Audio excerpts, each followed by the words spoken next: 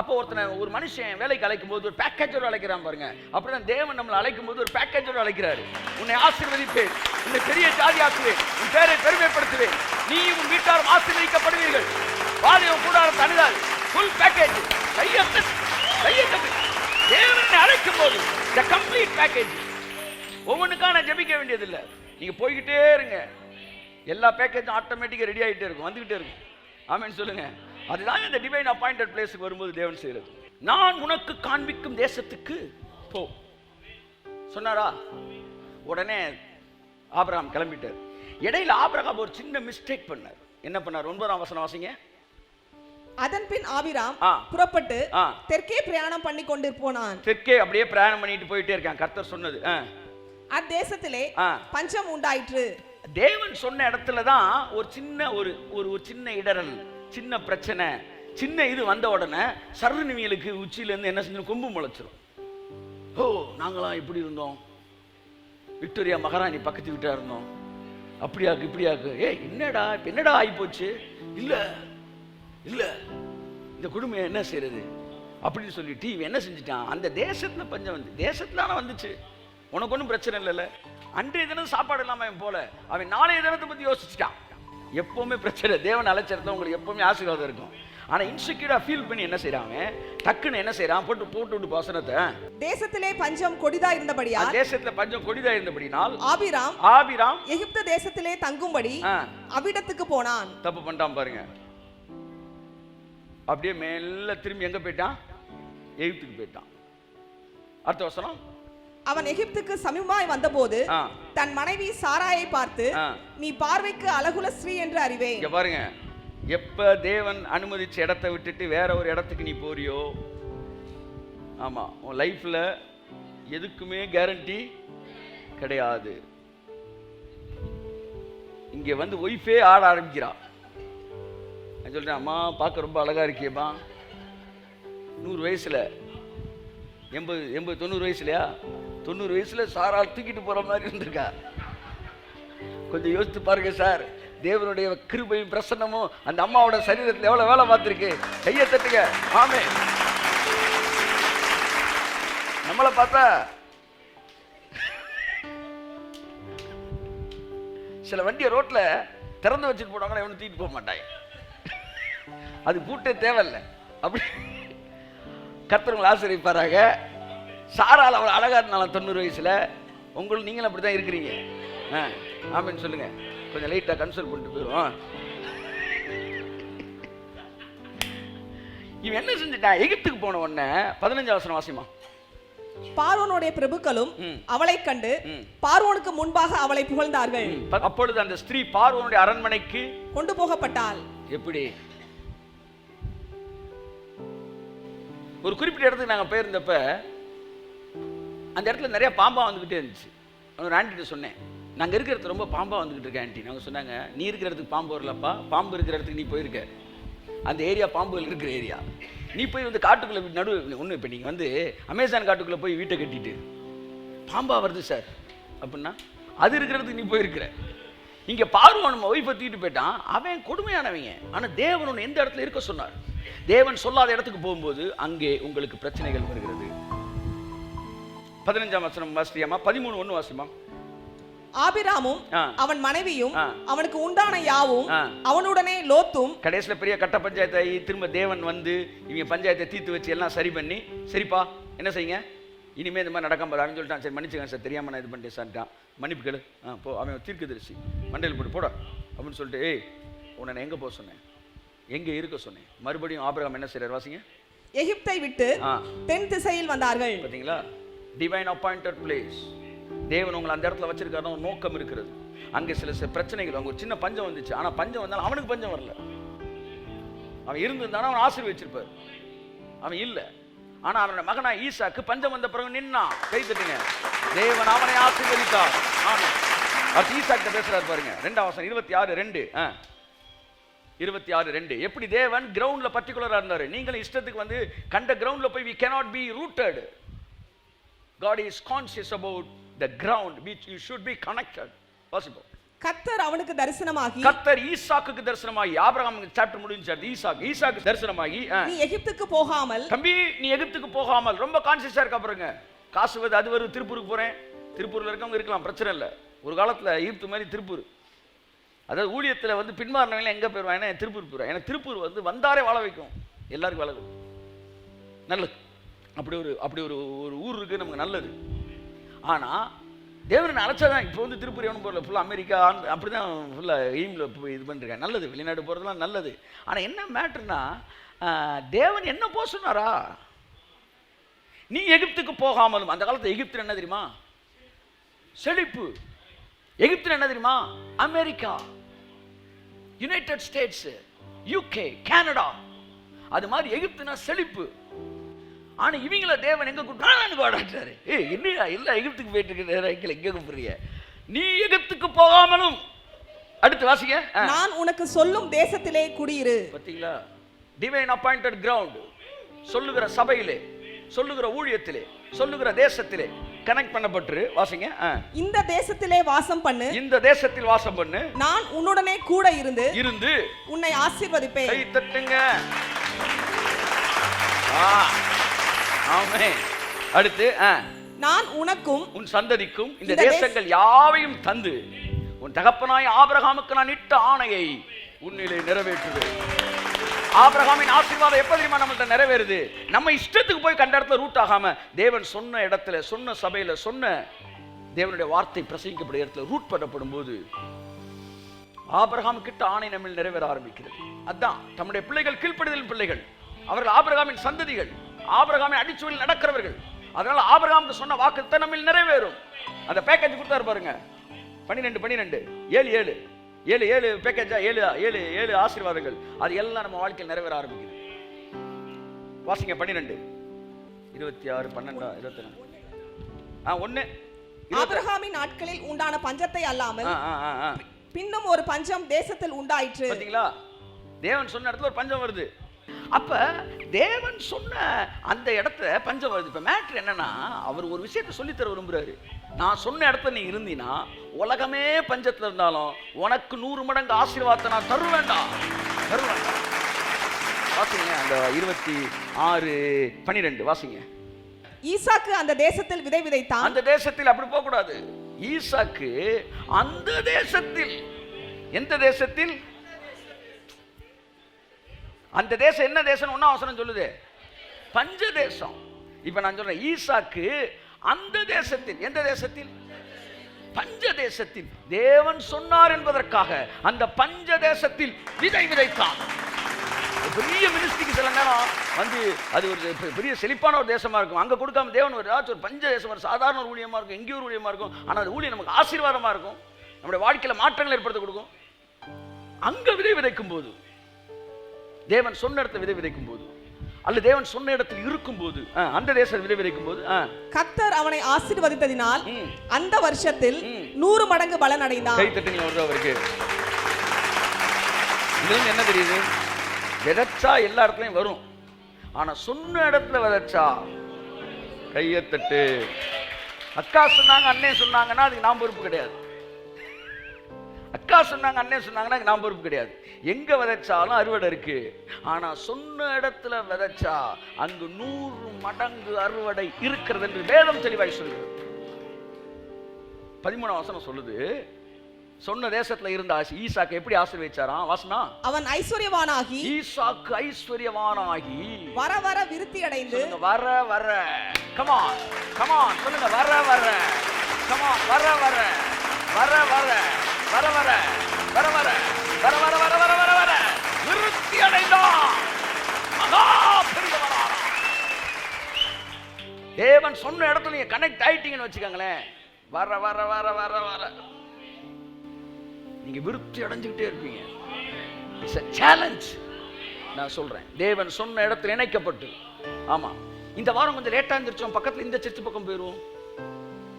இந்த வாரம் பெட்ரோல் காசு கொஞ்சமா இருக்கு, இந்த சர்ச்சுக்கு போயிருவோம். இப்படியே என்ன கொடுமையா இருக்கு, புரியல எனக்கு. சினிப்பிரியால டிக்கெட் கிடைக்கல, மினிப்பிரியாவுக்கு போவான். அந்த காலத்துல ரஜினி படம் கிடைக்கலாம், பக்கத்துல பழைய படம் அதுக்கு போயிரும். அப்படி போறதாவது.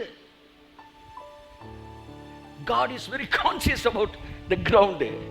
which you should be connected. ஆமென் சொல்லுங்க. இப்ப ஈசாக்குக்கும் தேசம் தான் முக்கியமா இருக்கு பாருங்க.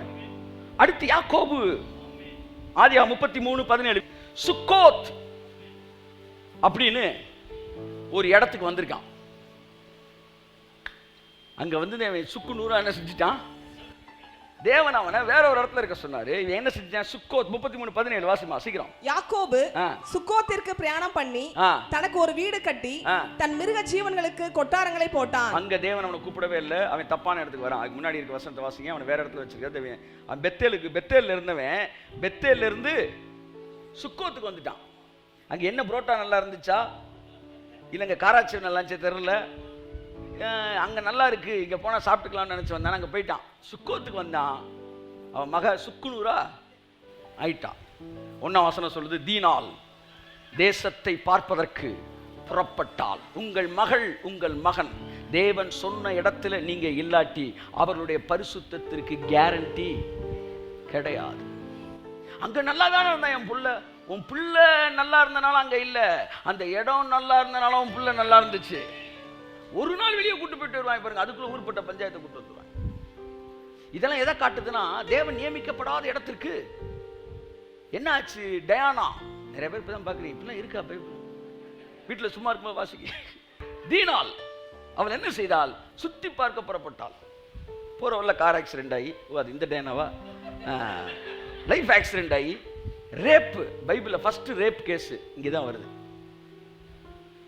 கற்பழிக்கப்பட்டாள். யாரோட பொண்ணு தெரியுமா, the great pastor, the forefather, Abraham, Isaac, Jacob, முற்பிதாக்களின் பிள்ளைய ஒருத்தன் கை வச்சிருக்கிறானா, அந்த வில்லை எவ்வளவு பயங்கரமான வில்லை பாருங்க. டே ஆபிரகாம் ஒய்ஃபை தொட்டவன் கை வழங்காம போயிருச்சு. ஐசக் ஒய்ஃபை தொட்டவன் யோசிச்சவனுக்கு குடும்பத்தில் வியாதி வந்துருச்சு. ஆனா நீ பாம்பு இருக்கிற இடத்துல உட்காந்துட்டு வந்து பாம்பு வருதுன்னா அவன் பிள்ளைய தூக்கிட்டு போயிட்டாங்க, ரேப் பண்ணிட்டாங்க, கடைசியில் சம்மந்தம் பேச வந்தாங்க. உடனே இவங்க ஆளுக்கு போய் அண்ணன் தம்பி அவங்கள வெட்ட கடைசியில் ஊரு ஃபுல்லா இவன் பேரு, என் வாசனையை கெடுத்து விட்டீங்கடா. எங்க அப்பா எங்க தாத்தன் பேரை பெருமைப்படுத்துவேன்னு சொன்னார். அப்பா பரலோகத்திற்கு வரி, நீங்க என் பேரை கெடுத்து விட்டீங்களேடா. கர்த்தர் அன்று இரவு அவனுக்கு தரிசனமாகிறார். தரிசனமான உடனடியா 3 நாள் உபவாசத்தை ஒன்னும் சொல்லல, எழுந்து பெத்தேலுக்கு கையத்தட்டு ஆமென். உடனே மாதம் வந்துட்டாரு எழுந்து. அதுதானே தகப்பன் வீடு தெரியுமா பதவாட்டு. அப்ப என்ன சொல்யூஷன், இருக்க வேண்டிய இடத்துல போய் இணைஞ்சிரு. இணைஞ்சிட்டினா அங்க பரிசுத்தம், அங்க பாதுகாப்பு, அங்க ஆரோக்கியம், அங்க ஐஸ்வர்யம். அவர் செட்டைகளின் நிழலில் ஆரோக்கியம். கையை தட்டுங்க ஒரு அவருக்கு ஆமென். பெத்தேலுக்கு போனார். 35:1 வாசிமா. 35:1 தேவன் யாக்கோபை நோக்கி, நீ எழுந்து பெத்தேலுக்கு போய் அங்கே குடியிருந்து. பாத்தீங்களா, பெத்தேலுக்கு போ, அங்க குடியிருறா. உன் நேரம் சுக்கோத்துக்கு வந்து வீடு கட்ட சொன்னது இல்ல, அங்க பலிபீடம் கட்டேன், உன் பலிபீடத்தை நீயே வச்சுக்க, மண்டையில போட்டுருவேன். இவர் அங்க வந்தோன்னா நிறைய ஜோம் பண்ணிட்டாராம். அவன் நினைச்சிட்டான் எங்க கோயில கட்டினா கர்த்தர் வந்துருவான், எங்க கட்டினா வரமாட்டேன்பா. காட்னா லிபர்ட்டி, என்ன பிளேஸ்னா டிசிப்ளின். அதனாலதான் தேவன் ஆசீர்வாதத்தை தான்ட்ட இணைக்காம பிளேஸ்ல இணைச்சிட்டாரு. நான் உன்னை ஆசீர்வாதிக்க விரும்புறேன்ப்பா, ஆனா ஆசீர்வாதம் அங்கதானே இருக்கு அப்படின்றாரு. வேணா வா போவோம் அப்படின்றாரு. ஏன்னா அவனை டிசிப்ளின்குள்ள கொண்டு வராரு, ஒபீடியன்ஸ்ல கொண்டு வராரு. ஒவ்வொரு இடத்துக்கும் ஒரு மீனிங் இருக்கு, அதை நீங்க புரிஞ்சுக்கணும். எங்க போனாலும் பிழைச்சுக்குவேன்ற வார்த்தை தவறானது. தேவன் சொன்ன இடத்துல இருந்தா தான் நம்ம பிழைப்போம், நல்லா இருப்போம். கரங்களை தேடி கர்த்தர் நன்றி சொல்லுவோம். God divine appointed place. எழுந்து பெத்தேலுக்கு போனார். பெத்தேல் என்பது என்ன? ஆதியாகமம் 28ஆம் அதிகாரம் 10ஆம் வசனம். இந்த பெத்தேலை பத்தி ஒரு ஃபிளாஷ்பேக், சீக்கிரம் வாசிங்க. யாக்கோபு பெர்செபாவை விட்டு புறப்பட்டு ஆரானுக்கு போக பிரயாணம் பண்ணி ஒரு இடத்திலே வந்து சூரியன் அஸ்தமித்தபடியினால் அங்கே ராத்தங்கி அவ்விடத்து கற்களில் ஒன்றை எடுத்து தன் தலையின் கீழ் வைத்து அங்கே நித்திரை செய்யும்படி படுத்துக் கொண்டான். ஆமென். இது எனக்கு எப்ப நடந்தது தெரியுமா? அண்ணனை ஏமாத்தி குடும்பத்தை ஏமாத்தி விரட்டி போகும்போது, தூக்கத்தால் நான் கல்லில் சாய்ந்து தூங்கினாலும் என் கனாவில் நோக்கி உம்மை கிட்டி சேர்வேன் வாக்கடங்கா. தூங்கினா பாத்தீங்களா? ஃபர்ஸ்ட் தேவன் உங்கள்கிட்ட இடைபடுறார் பாருங்க. ஒரு வார்த்தை உங்களை சுருட்டி உள்ள இழுக்குது பாருங்க, அங்க கண்டுபிடிச்சோம், இது தாண்டா வானத்தின் வாசல். கை தட்டுங்க. ஆமென். ஆமென். சொன்னா this is the gate of heaven. ஏன் தெரியுமா சொன்ன இடத்துக்கு கூட்டு வராரு? அதுக்கு நேராக தான் வானம் திறந்திருக்குமா. தேவன் உங்க கூட பேசுறதுக்கு வானம் அங்கதான் திறந்திருக்கு. தேவன் சொன்ன இடத்துக்கு போயிட்டு இப்படி நிமிந்து பாருங்க, வானம் திறந்திருக்கு. ஒருவேளை கூரை கிழிஞ்சிருந்தாலும் பரவாயில்ல, வானம் உங்களுக்கு திறந்திருக்காங்க. அங்கே ஒரு வாக்குத்தத்தத்தை பெறுகிறான். இதுதான் அவன் சொன்னான், நான் போய் சேஃப்டியா திரும்பி வந்தா, சேஃபா திரும்பி வந்தா உங்களுக்கு நான் பலிபீடம் கட்டுவேன், இந்த தூண் தேவனுக்கு ஆலயமாகும். எல்லாம் கொண்டு போய் எகிப்துல வச்சார். எல்லாம் சொல்லுங்க, ஆண்டவர் மட்டும் கானானுக்கு வந்தார். அப்படின்னா இப்ப அவர்கிட்ட கேட்கிறாரு, நீ எகிப்துக்கு போறியா, உனக்கு ஆசீர்வாதம் வேணுமா நான் வேணுமான்றாரு. கைத்திருக்க. ஆமென். தேவன் இருக்கிற இடத்துக்கு வந்த உடனே எகிப்தெல்லாம் நினைச்சு பார்க்க முடியாத பாலும் தேனும் ஓடுகிற தேசமாக கானான் தேசத்தை தேவன் செழிக்க பண்ணினார். So God is so particular about the land. அதனால தான் எகிப்திலிருந்து இவங்கெல்லாம் சொல்கிறாங்க, நாங்கள் போகிறோம் சார், எங்களை விடுங்க சார்னு உடனே இவன் சொல்கிறான், பேர் என்ன, பார்வோன், நீ போகலாம்ப்பா, என்ன செய்ய போகிற, ஒர்ஷிப் பண்ண போகிற, இங்கனுக்குள்ளே ஒர்ஷிப் பண்ணு, இங்கனுக்குள்ளே பண்ணு. உடனே மோச கேட்குறான், ஐயா அங்கனுக்குள்ளே இங்கனுக்குள்ளே அந்த ஆண்டை இந்த ஆண்டெல்லாம் கிடையாது, இந்த ஆண்டையில் ஒன்றும் பண்ண முடியாது, அந்த ஆண்டெல்லாம் பண்ணணுன்றார் கர்த்தர். ஏன் sir? It's not the matter of worship, it's the matter of the ground and place. வானத்தின் வாசலுக்கு அவனை அழைத்து செல்ல தேவன் விரும்பினான். The gates of heaven. எந்த இடத்துல நீங்க உட்கார்ந்து இருக்கும் போது வெளிப்பாடு அப்படியே கப கப கப கப கபான்னு உங்களுக்கு வந்துகிட்டே இருக்கோ, கண்டுபிடிச்சுக்காங்க, அது வானத்தின் வாசல். கையை கட்டுங்க. ஆமென். வானத்தின் வாசல். கர்த்தர் உங்கள்ட்ட பேசிக்கிட்டே இருக்கிறாருன்னா, you are being connected with the right ground. ஆமென். ஆமென். ஆமென். பாருங்க, நான் அழைப்பு இல்லாத இடத்துக்கு சில நேரங்கள்ல ரொம்ப அழுத்தத்தின் பேர்ல போயிடுவேன். அங்க போனா எனக்கு வானம் திறக்காது, எனக்கு ஃப்ளோவே இருக்காது. 2 மணி நேரம் 3 மணி நேரம் நடத்த வேண்டிய செஷனை 1.5 மணி நேரம் 1 மணி நேரத்தில் முடிச்சுட்டு போயிடுவேன். ஆனால் இங்கே பாருங்க, நிறுத்துனாலும் அது நிறுத்தவே முடியாது. If you have come to the right ground, the heaven will be open to you. உங்கள்ட்ட பேசிக்கினே இருப்பார் தேவன். நீ படுத்துக்கிட்டே இருப்பீங்க, எந்திரிச்சு உட்காரான்னு கூட சொல்ல மாட்டாரு. நீ படுத்திருக்கும் இந்த பூமியை உனக்கு நான் சொந்தமாய் தருவேன். நீங்க எங்க இருந்தாலும் பிள்ளைதான், எல்லாம் சொல்லுங்க. ஆனா சொன்ன இடத்துக்கு வந்தா நான் செல்ல பிள்ளை, கையெழுத்து. ஒரு தேவனுடைய மனுஷன் எங்க இருந்தாலும் பிள்ளைதான், ஆனா சொன்ன இடத்துக்கு வந்தா ராஜ வாழ்க்கை சார். ஹல்லேலூயா. ஹல்லேலூயா. அவர் ஒன்னும் உழைச்ச மாதிரியும் தெரியல, ஒன்னும் வேர்வை சிந்தின மாதிரியும் தெரியல. அவர் ஆசிரியர் சொன்ன இடத்துக்கு போயிருக்காரு. அவரு God is always particular about the place. அதனால ஒரு இடத்துல சொல்றாரு, ஆபிரகாம் ஈசாக்கை பலியிட சொல்லும்போது, நான் உனக்கு குறிக்கும் மலைக்கு. வாசி அந்த வசனத்தை 22:1-2. இந்த காரியங்கள் நடந்த பின்பு தேவன் ஆபிரகாமை சோதித்தார். எப்படியெனில் அவர் அவனை நோக்கி, ஆபிரகாமே என்றார். அவன் இதோ அடியேன் என்றான். அப்பொழுது அவர், உன் புத்திரனும் உன் ஏகசுதனும் உன் நேசகுமாரனுமாகிய ஈசாக்கை நீ இப்பொழுது அழைத்துக் கொண்டு மோரியா தேசத்துக்கு போய் அங்கே நான் உனக்கு குறிக்கும் மலைகள் ஒன்றின் மேல். கோடு எங்க போடுவீங்க சொல்லுங்களேன். அங்கனக்குள்ள ஏதாச்சும் ஒரு மலையில உன் பிள்ளைய கொடுத்துருப்பா அப்படி சொல்லல. நான் குறிக்கும் மலைக்கு நீ போ. தேவனுடைய பிள்ளைகள் தேவன் குறிக்கிற இடத்தில் தான் வாழ்வார்கள். தேவனுடைய பிள்ளைகள் தேவன் குறித்த இடத்தில் தான் இணைத்திருப்பார்கள்.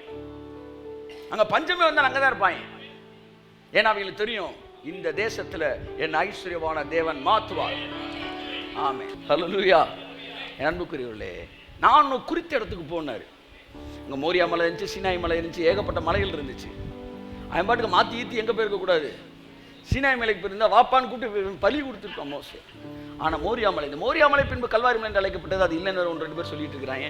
ஆனால் இதுவே இந்த மலைகளில் ஒன்றுதான் கல்வாரி மலையாக்கப்பட்டது. அங்கே தேவன் தம்முடைய சொந்த குமாரனை கொடுத்தார். ஏன் அந்த மலைக்கு வர சொன்னார் தெரியுமா? அங்கதான் ஒரு ஆட்டுக்குட்டியை ஈசாக்கு பதிலாக வச்சிருந்தார். அதனால அவன் பிள்ளை அன்னைக்கு பலச்சான். சொன்ன இடத்துக்கு வந்தா இயேசுவின் மரணம் உங்கள் வாழ்க்கையின் மிகப்பெரிய ஆசீர்வாதத்தை கொண்டு வரக்கூடியதாக ரீப்ளேஸ் பண்ணிருந்த சாபத்தை எல்லாம். அதனாலதான் அந்த வசனம் எங்கமா இருக்கு? ஆபிரகாம் என்ன செஞ்சான் அந்த இடத்திற்கு? வாசிங்க அந்த வசனத்தை சீக்கிரம். ஆபிரகாம் அந்த இடத்துக்கு யெகோவா ஈரே என்று பெயரிட்டான். கோடு எங்க போடுவீங்க? கோடு எங்க போடுவீங்க? யெகோவா ஈரேவா? கோடு எங்க போடுவீங்க? அந்த இடத்திற்கு. அந்த நபருக்கு பெயர் அல்ல யெகோவா ஈரே. அந்த நபருக்கு பெயர்னா இன்னைக்கு இயேசு ஏற்றுக்கொண்ட எல்லாருமே நல்லா இருந்திருக்கணுமே, வேலை எழுதி கொடுத்த எல்லாருமே நல்லா இருந்திருக்கணுமே. ஆனா சிலர் ஆசீர்வதிக்கப்படவில்லை. ஏனென்றால் அவர்கள் தேவன் சொன்னது அவர்கள் என்ன செய்யவே இல்லை, சொன்ன இடத்துக்கு அவங்க போவே இல்லை. தேவன் யெகோவா ஈரே அல்ல, அந்த ஸ்தலத்திற்கு யெகோவா ஈரே என்று பெயர். அப்படின்னா தேவன் எல்லாத்தையும் பார்த்துக்குவார் அல்ல, தேவன் சொன்ன இடத்துக்கு போயிட்டீங்கன்னா அந்த இடம் எல்லாத்தையும் பார்த்துக்கிறோம். கை தட்டுவது அவருக்கு. தேவன் பார்த்துக் கொள்கிறவர்கள் இல்லை என்று சொல்லவில்லை, எப்பொழுது பார்த்துக் கொள்கிறார்? சொன்ன இடத்துல அவன் இருக்கும்போது எல்லாவற்றையும் பார்த்துக் கொள்கிறார். ஒரு சகோதரர் இருக்காரு, அவர் வந்து அப்ராடு போலாமா வேணாமா ஜோம் பண்ணும்போது இல்லை இங்கே இருக்கட்டும் அப்படின்னு கர்த்தர் பேசினாரு. சரி அங்கே இருக்க என்ன பண்ண, ஒரு ஹைக் இல்லையே, ஒன்றும் வளர்ச்சி இல்லையே. ஆனால் தேவன் சொன்னதை அவர் ஒபே பண்ணப்ப இன்னைக்கு அவரை பார்க்குறதுக்கு வெளிநாட்டிலேருந்து அவர் கம்பெனியில் அவரை கனெக்ட் பண்ணி அவர் ஹை போஸ்ட் கொண்டு நிப்பாட்டிட்டாங்க. வெளிநாட்டுக்கு போனால் என்ன சம்பாதிக்கிறோமோ அந்த சம்பாதித்த மதுரைக்குள்ளே உட்காந்து சம்பாதிக்கிறமானே அப்படின்னு தேவன் வச்சுட்டாரு. எல்லாத்துக்கும் மேலே இப்போ அப்ராட் பீப்புள் அவரை பார்த்துக்கிட்டு இருக்கிறாங்க. பார்த்தீங்களா சார்? தேவன் சொன்ன இடத்துல இருந்தா நீங்க ராஜா. அந்த ஸ்தலம் யெகோவா ஈரே எல்லாவற்றையும் பார்த்துக்கொள்ளும். So please be conscious on God connected ground or divine appointed ground. ஆமென் சொல்லுவோம். ஸோ நிறைய இருக்கு. யோனா தேவன் சொல்லாத இடத்துக்கு போன போது பிரச்சனை வந்தது. நகோமி சொல்லாத இடத்துக்கு போன போது எல்லாத்தையும் இழந்தால். மறுபடியும் நகோமி தேவன் தம்முடைய ஜனத்தை சந்தித்தார் என்று கேள்விப்பட்டு மோவாப் தேசத்தை விட்டு எங்க வந்தால்? மறுபடியும் பெத்தேலுக்கு வந்தாள், அப்பத்தின் வீட்டிற்கு வந்தாள். வந்தபோது அவள் வாழ்க்கை மறுபடியும் துளிர்த்தது. கை தட்டுங்க. தேவன் அவள் சந்ததியை வர்த்திக்க பண்ணினார். எவ்வளவு நல்ல தேவன்! கரங்களை தட்டி கர்த்தர் கட்டி சொல்லுவார். மாறாளாய் இருந்தவளை இனிப்பானவளாய் ஒரு வாழ்க்கை மாற்றினார். தேவன் சொன்ன இடத்துக்கு வந்தா பட்டு போன வாழ்க்கையும் மறுபடியும் துளிர்க்கும். ஐயா, தேவன் சொன்ன இடத்துல இணைக்கப்பட்டால் பட்டு போன வாழ்க்கை மறுபடியும் துளிர்க்கும். தேவன் சொன்ன ஸ்தலத்தை விடும்போது துளிர்த்த வாழ்க்கை பட்டு போடுறாங்க. பழைய ஏற்பாடு ஒர்க் அவுட், புதிய ஏற்பாடு ஒர்க் அவுட் ஆகாது சார். சொல்லாங்க சார், புதிய ஏற்பாட்டில் கூட போக வேண்டாம் என்று சொன்ன இடத்துக்கு பவுலும் அந்த கப்பலில் இருக்க 50 பேர் போனப்ப எவ்வளவு பெரிய பிரச்சனை வந்துச்சு பாருங்க. தேவன் கைவிட மாட்டார், அது எந்த மாற்றம் கிடையாது. ஆனா பல பிரச்சனைகள் வழியாக அவர்கள் வெளியே வந்தார்கள். அந்த பிரச்சனைகள் மூலம் ஏராளமான நன்மைகளை தேவன் செய்தார். ஆமென் சொல்லுங்க. 2 வாழ்க்கை தான் சார். தேவன் பல விஷயங்களை பிரச்சனை மூலமா கத்துக் கொடுப்பார்.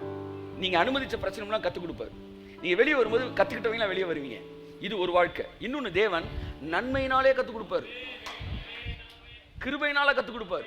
இவன் கத்துக்கிட்டு இந்த யூனிவர்சிட்டில இருந்து வெளியே வரான்ல, அவன் எவ்வளவு அனுபவத்தோட வரானோ அதை விட அதிக அனுபவத்தோட இவனும் வெளியே வருவான்.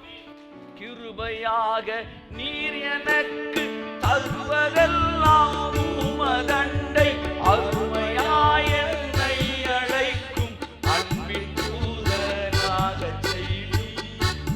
கிருபை அவர் தர்றதெல்லாம் அவங்க அவர் பக்கம் இழுத்துக்கிட்டே தான் போகுமா.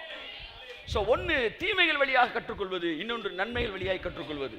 இருவரையும் தேவன் கற்றுக்கொண்டுதான் கொண்டு வரார். ஆமென் சொல்லுங்க. ஆமென். நீங்கள் கீழ்ப்படியும் போது நன்மைகள் வழியாக நீ எல்லாவற்றை கற்றுக்கொள்கிறீர்கள். ஆமென் சொல்லுவோம். என் அன்புக்குரியவர்களே, சங்கீதம் 37:35 இன்னொரு ஆள் சங்கீதம் தம்பி 52:8 இன்னொரு ஆள் சங்கீதம் 92:13 வசனத்தை மட்டும் வாசித்து முடிச்சிருவோம். கூடிய பலவந்தனான ஒரு துன்மார்க்கனை கண்டேன். அவன் தனக்கேற்ற நிலத்தில் முளைத்திருக்கிற பச்சை மரத்தை போல் தலைத்தவனாயிருந்தான். பாத்தீங்களா? அந்த துன்மார்க்கன் தலைச்சிட்டானா. ஏன் தலைச்சான் தெரியுமா? அவன் தனக்கேற்ற நிலத்துல போய் கனெக்ட் ஆயிருக்கான். சிலர் பாருங்க, உலகத்தான் பயங்கரம் பிக்கப் ஆகி வந்துருவாங்க, பெரிய அளவில் பிசினஸ் பண்ண. ஏன் தெரியுமா? அவனுக்குரிய பிசினஸ் எதுன்ற கரெக்டா அவனுக்கு தெரியாமலே கண்டுபிடிச்சிட்டான். தனக்கேற்ற நிலத்துல கனெக்ட் ஆயிட்டான். உங்களையும் தேவன் அவனே பார்த்து ஆச்சரியப்படுற மாதிரி உங்களுக்கு ஏற்ற நிலத்தில் உங்களை கனெக்ட் பண்ண விரும்புகிறார். ஆமென் ஆமென் ஆமென். 52:8 நானோ தேவனுடைய ஆலயத்தில் பச்சையான ஒலிவ மரத்தை போல் இருக்கிறேன். நானோ தேவனுடைய ஆலயத்தில் பச்சையான ஒலிவ மரத்தை போல் இருக்கிறேன். ஒலிவ மரத்தை போல் இருக்கிறேன். தேவனுடைய கிருபையை இன்னொரு இடத்துல சொல்றாரு, நான் தேவனுடைய ஆலயத்தில் நாட்டப்பட்டவர்களாய். 92:13 வாசிப்பா. கர்த்தருடைய ஆலயத்திலே நாட்டப்பட்டவர்கள் எங்கள் தேவனுடைய பிரகாரங்களில் செழிப்பாயிருப்பார்கள். யாரெல்லாம் செழிப்பா இருப்பாங்களாம்? கர்த்தருடைய ஆலயத்துல நாட்டப்பட்டவர்கள். ஊன்றப்பட்ட கிரவுண்ட பத்தி பேசும்போது சர்ச்சை பத்தி பேசுறாரு. ஒரு மனுஷன் சர்ச்சில் கனெக்ட் ஆகிருக்கும் போது அவன் செழித்திருப்பானா? தேவனுடைய வார்த்தையில கனெக்ட் ஆகிருக்கும் போது பைபிள் சொல்ல, நீர்க்கால்கள் ஓரமாய் நடப்பட்ட மனுஷன் தன் காலத்தில் தன் கனியை தந்து இலையுதிராதிருக்கிற மரத்தை போல் இருப்பான். ஆமென் சொல்லுங்க.